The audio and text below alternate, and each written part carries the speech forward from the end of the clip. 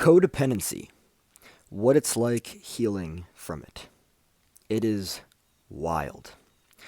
So let's look at codependency first.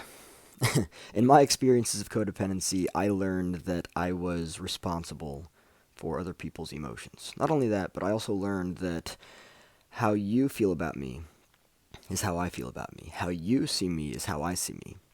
Healing from codependency, in my experiences, has been a matter of taking my focus, awareness, and energy back on myself. Codependency can't exist if boundaries are in place, right? Codependency is basically boundarylessness. You can't have boundaries and be codependent. It just doesn't work that way because codependency suggests that you really don't know yourself. Because if you did, you wouldn't be looking outside of yourself for the validation that you're looking for, right? Instead, you'd be giving yourself the validation. You wouldn't be codependent. You would be independent, right? You would be a lot more grounded with yourself, right? So my experiences of codependency and healing from it, right? First and foremost, my experiences of codependency was obviously boundarylessness, right? There was no end. When I say no end, I mean literally no end to what Chris could do for other people. All the while, completely sacrificing his own needs. That's really what it is. There's a lot of self-sacrificing involved. You basically give up yourself for other people. You do a bunch of things that are really uncomfortable. You do a bunch of things that really don't feel right or are inauthentic, right? When your intuition is screaming at you no, you still do it anyway because you don't see yourself fully, right? Codependency is strange because it's like you don't see yourself. And if you don't see yourself, you really can't do the best that you can for yourself. You're also not going to respect yourself. And of course, you're not respecting yourself because you're self-sacrificing. That's not respectful to the self. So, yeah, my experiences with codependency were very much that. I exerted a lot of energy into things that were never my responsibility to do, right? I felt very responsible for other people's emotions. I felt like it was my responsibility to manage other people's emotions, right? That was a very real element in codependency for me. Healing from codependency. Again, taking all of my focus, awareness, and energy back on myself. Listening to myself and what it is that I'm feeling. That's been a huge thing for me. And it's interesting, too, because when you listen to yourself and what it is that you're feeling, and you're actually congruent, right, in your actions in regards to what it is that you're feeling, you make the best decisions that you can for yourself.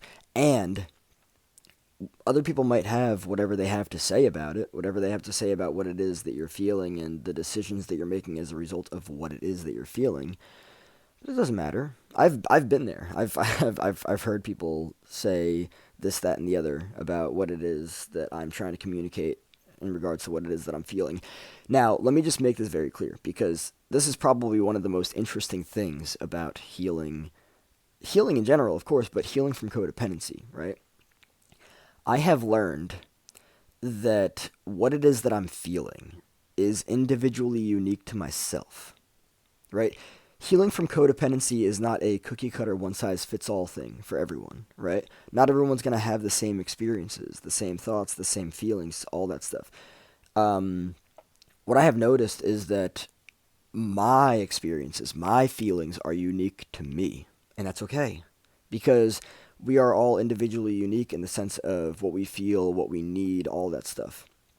But I've had my own experiences of healing, right? But then also like recognizing that like, okay, this person thinks that what I'm feeling is, I don't know, I guess ridiculous or strange or like whatever it is, but that's okay. That's their shit, not mine. I just communicated what it is that I'm feeling. You can try to invalidate me all you want. You can try to gaslight me all you want. I don't care. The most important thing that I can do for myself is get in touch with what it is that I'm feeling. By the way, it is not an honorable thing to self-sacrifice. It's not. So for everyone who grew up thinking that it's an honorable thing to self-sacrifice, probably because your parents taught you that. It's not. There's nothing honorable about it. There's nothing honorable about losing yourself through the process of self-sacrificing. Because that's what happens. You lose yourself. When you self-sacrifice, you get so out of touch with who you are. Because you're self-sacrificing. You're neglecting your wants and needs. Therefore, you're teaching yourself that you can't trust what it is that you want and need. That's the way that it works. Healing from codependency, in my experiences, setting boundaries, and then watching other people tell you that your boundaries are a personal attack. They're not. At all. They never have been and they never will be. They are used to you being boundaryless and being a doormat and being available for them 24/7. Yeah, no. Healing from codependency for me has actually been very lonely. In some case, I don't know if lonely is the right word. It's been very different. I guess that's the right word to use. There are times when you kind of want to revert back to the ways that things previously were. It's like, oh my God, these boundaries are so hard to maintain. I'm losing people. I wouldn't really say that you're losing people. You're realizing who was never actually there, right? Because you were never actually there. Think about that for a second. It's not that you're losing people. It's just that based on the boundaries that you're setting, you're coming to understand the people that were never really there. But also, you're coming to understand that you, yourself, were never really there. Because if you were there, you wouldn't have self-sacrificed. If you were there, you wouldn't have put your needs second or last or not at all. You wouldn't have made it so that there's nothing that you wouldn't do for people. That's just the reality of it. So healing from codependency in my experiences, there we go.